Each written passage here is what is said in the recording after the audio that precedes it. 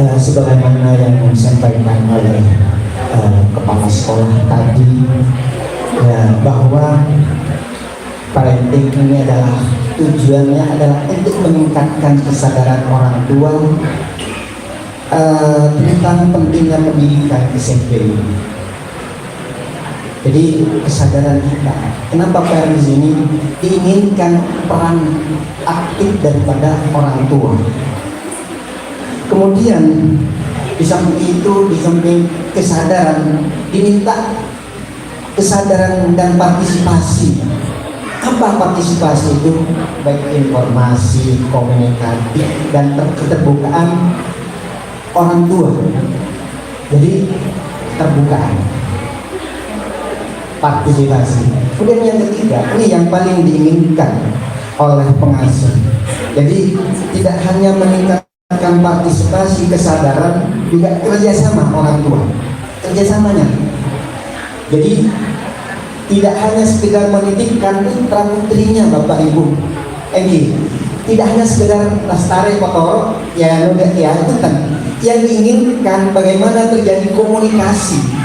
Mungkin ya kan umpamanya Jumat ini diinginkan oleh pengasuh, baik Bapak Kiai, ibunya, bahkan guru-guru, kalau bisa bertemu, bertanya gimana peningkatan putra dan putrinya, sampai di mana, titik tangki. Karena kontrol itu tidak hanya dari orang tua, yang pasti guru juga pengasuh sangat kontrol, tapi biar tahu orang tua itu sadar gitu bahwa di pesantren ini putra putri bapak benar-benar didoktrin, benar-benar ditransfer ilmu. Jadi Jepon bahasa Madura ngereng aja habis kiai, kebunyai. Tidak perlu bawa apa ya barang-barang yang ada. Si penting habis wan sama silaturahminya kadin itu sangat penting. Jadi komunikasi antara orang tua, antara wali dan pengasuh itu interaktif. Karena dalam dunia pendidikan kan itu, mana istilah di pondok pesantren biasanya enggak istilah diajarkan saja, kemudian diajarkan kemudian paham, enggak usah karena paham setelah paham lupa. Tapi ketika di pesantren diajarkan, kemudian dididik lahir dan batin. Di situ tidak hanya dididik, tapi bagaimana praktek kehidupan sehari-hari sehingga menjadi karakter. Jadi karakter inilah yang diinginkan, karakter yang baik. Ada istilah al-ilmu bila adabin kasyadir bila hatobin. Kalau ilmu tanpa adab, maka ibarat kayu atau pohon yang tidak ininya, bila tetap tanpa kayu. Kemudian al-adabu bila adab bila ilmin karuhin bila jasadin. Jadi adab tanpa ilmu, jadi imbang. Punya adab tanpa ilmu tak kiraoni. Jadi tak lengkap kan.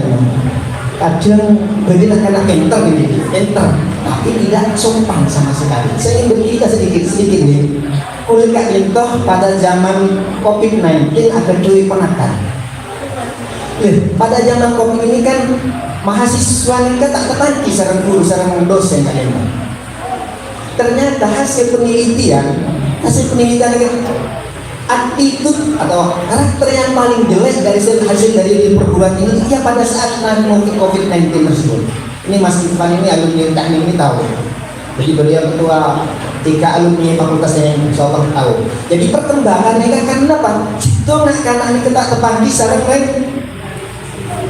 guru jauh sehingga menghasilkan sopan santun karakter yang tidak baik kan? Sehingga apa yang dibutuhkan?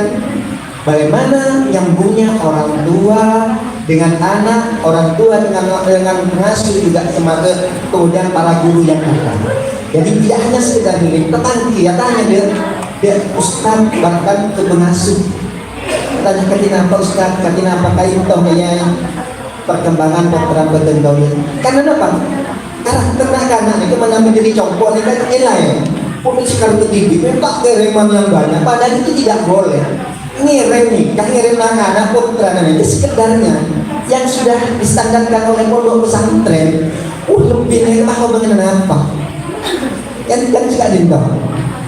Jadi pondok mereka sudah memanage berapa banyak kebutuhan anak. Jadi misalnya dari kepada orang saya misalnya itu memang seperti itu. Tujuannya apa? Biar sadar bahwa kebersamaan itu penting. Bapak Ibu sekalian yang saya hormati, itulah yang diinginkan atau harapan dari pengasuh pondok pesantren Al-Hikam ini. Jadi mari, dan juga mohon ya ibu-ibu sekalian, tidak hanya kesadaran aksi partisipasi, juga komunikasi, tapi keterbukaan, transparan. Istilah tangan ketika di Ustaz ulama yang dikirim nih kan sekian tahu saya banyak setua maupun kenapa kita karena nih kan mau banyak gelum tahun beli nama itulah kebutuhan anak di pesantren. Oleh karena itu Bapak Ibu sekalian, sekali lagi kami atas nama pengasuh mohon maaf kiranya kalau misalnya sampai sini putra-putrian Bapak Ibu masih dianggap kurang maksimal ketika dia pulang karena masih dalam proses. Ada istilah al-hikmatu ainul manfaah. Jadi berhikmah mengabdi pada pesantren ini ainul manfaah. Manfaatnya adalah jelas manfaat. Jadi terima kasih Bapak Ibu khususnya para asatidz guru-guru SD ya. Mari penuh dengan kesabaran kita. Adik-adik kita ini masih generasi alfa, bukan milenial, bukan generasi Z. Generasi alfa yang masih 2010-2025.